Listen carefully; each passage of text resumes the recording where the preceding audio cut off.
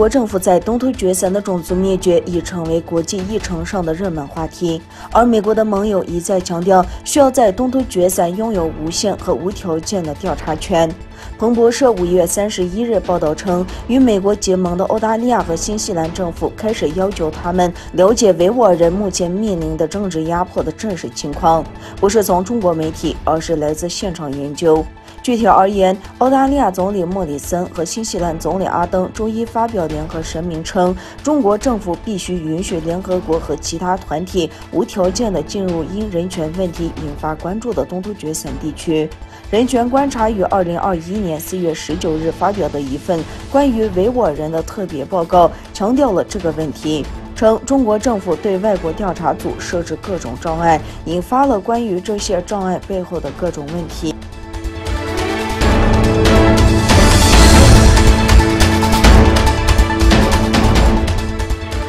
加拿大香港联盟5月31日向加拿大国会提出调查报告，警示中共在加国进行广泛绵密的统战工作，即收编野统和华裔及政商学术圈人士。加媒《环球邮报》报道，在向加拿大众议院加中关系委员会提交的一目了然北京在加拿大的不受控外国影响力网络报告中，加拿大香港联盟揭露中共中央统一战线工作部在加国如何透过社区媒体、所谓的公民组织与大学院校等单位的合作关系，以及代理人具掩护功能的组织等，结合胁迫与笼络，主导触角极广且深的统战、咨询战、影响力作战等活动。报道指出，中共所建立网络也骚扰加国华裔、维吾尔人及西藏人。报告也提到，中方透过与加拿大学术研究机构的合作关系为北京宣传以及取得智慧财产。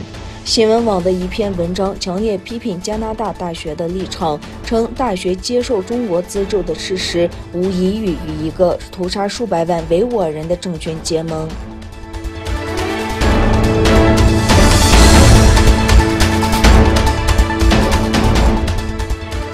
据报道，澳大利亚战略政策研究所去年发布的一份关于维吾尔人强迫劳动的报告中提到的14家主要日本公司中，另有3家已暂停与中国企业的贸易。至今为止，停止与中国开展业务的日本公司总数已达到6家。日本最大报纸《日本经济时报》5月21日报道，从东突厥散进口棉花的3家日本公司因存在侵犯人权行为，决定停止从东突厥散采购棉花。据悉，与维吾尔人强迫劳动有关的这3家公司是美津浓、Word 和 Coles。澳大利亚战略政策研究所去年3月的一份报告列出了14家据信涉及强迫维吾尔人劳动的日本公司。日本维吾尔人协会对此采取了行动，向这些公司的所有者发出了2封信，并采取了一些新闻发布会。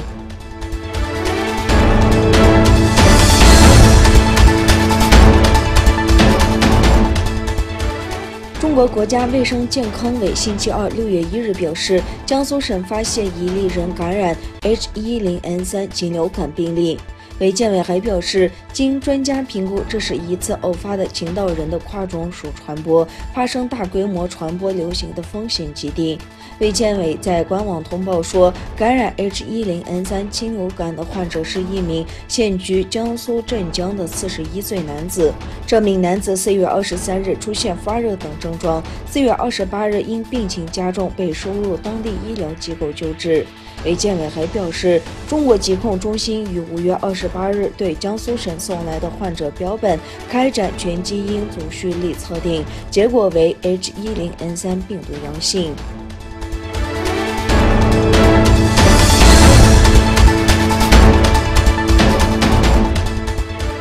马来西亚空军6月1日表示，16架中国军用运输机靠近马来西亚领空，并称这些军机在南海上空进行可疑活动，对其主权和飞行安全构成威胁。马来西亚空军表示，他们不得不在5月31日出动喷气机来进行目视确认。当时中方的飞机已经到了马来西亚婆罗洲沙捞越州海岸60海里的范围内。他们还声称，尽管向中方飞机发出了几次指示信息，但中方飞机没有与区域空中交通管制员联系。鉴于航道上空的空中交通密度，这一事件对国家主权和飞行安全构成严重威胁。马来西亚空军在一份声明中说。